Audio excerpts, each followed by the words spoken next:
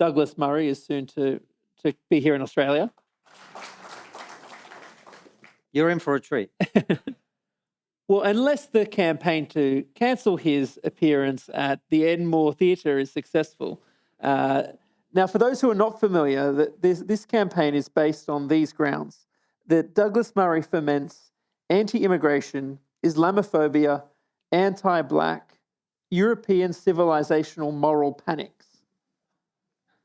And on this basis, he should not be allowed to appear and give a talk in conversation here in Sydney. Where are my protesters? What about me? I do that as well. In fairness, you did talk at Sydney University a few days ago. There were protesters there, so they were there for Tony Abbott. In fairness, they all had it. I'm jealous of him as well. They all had onions. Delicious, I hope. Yeah. This cancel culture. They tried to break down one of the doors. These are very sturdy. They couldn't break. It was in the Sydney Uni Great Hall. They had one of these massive wooden doors. I felt like I was in Game of Thrones, but they couldn't break it down. A soy diet will do that. Well, yes, no one's been known to ram down doors effectively and in a siege on a soy diet. I don't know what happened. I did the joke first, then he repeated it and got my laugh. This cancel culture, right? We're familiar with what this looks like, particularly, I guess, the left's approach on this. But in some respects, cancel culture is not new. Since the beginning of civilization, societies have had some form of sanctioning of ideas and potentially even moderating ideas, if you like. Is it not the case then that a degree of cancelling or a sanctioning system is entirely appropriate if it comes from members of a community as opposed to the state? And maybe those of us that think of ourselves as being maybe small government oriented might come to that conclusion. If that was the case, would that not create the right sanctions and safeguards for free speech, hate speech in these challenging areas, but it's broken down in the current climate? I think it really depends on what you mean by cancelling. And I completely agree with you that I'm not someone who's ever uttered the words, cancel culture has never been worse. 500 years ago, Douglas and I would have been burnt at the stake, right? So, and I'm not joking, that's what would have happened. So, do I support burning people in the stake if it's done by the community rather than the government? No. But we could go down, down the list. For obviously, in the US particularly, and to less extent in the UK, we had the Me Too movement, and I thought that there were elements of the Me Too movement that were entirely understandable and frankly quite justified. I don't know anyone who disagrees with what happened to Harvey Weinstein, for example, right? But on the other hand, there were lots of other people, who went on a date and things didn't quite go the way that someone wanted, and suddenly they're an abuser, right? So I think it's a matter of degrees quite often, and it is, I have no problem with people coming and protesting outside an event. I have no problem with people coming in and asking pointed questions or challenging, and I would, in fact, would have loved for them to come in.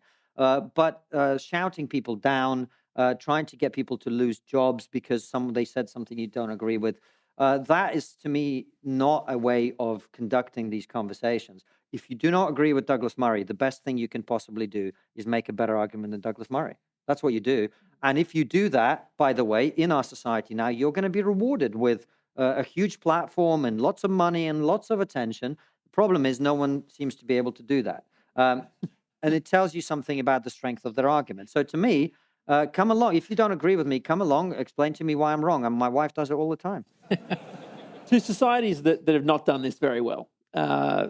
In Russia, of course, a few weeks ago, many of us received the news that Alexei Navalny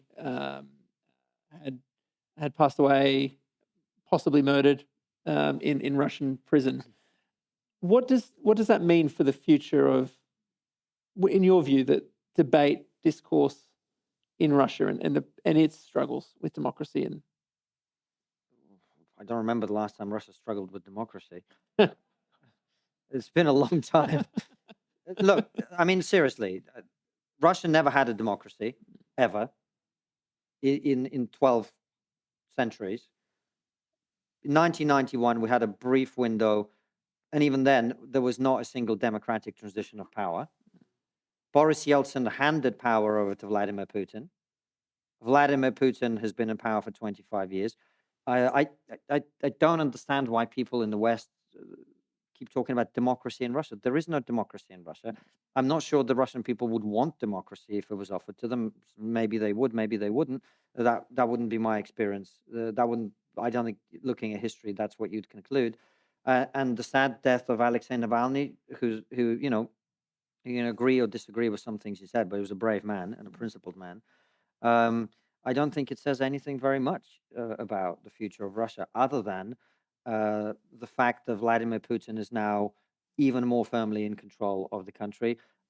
He obviously, Navalny represented the sort of liberal opposition, but you know, we all, I think, followed the fate of Yevgeny Prigozhin, um, who challenged Putin by having his troops march on Moscow.